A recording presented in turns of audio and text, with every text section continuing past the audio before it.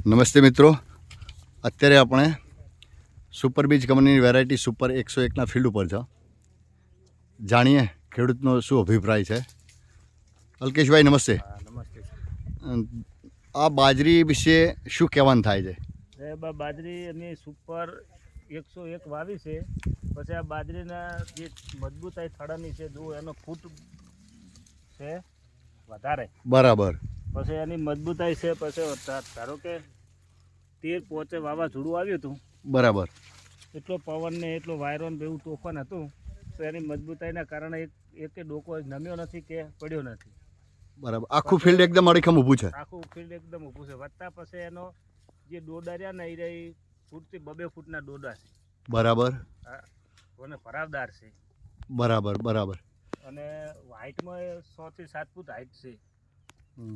મતલબ ફૂટમાં સરસ છે, ડુંડું લાંબુ છે, હાઇટમાં છે, હાઇટમાં છે, ઘાસચારા માટે સારું એવું નીકળશે. બરાબર બરાબર બરાબર.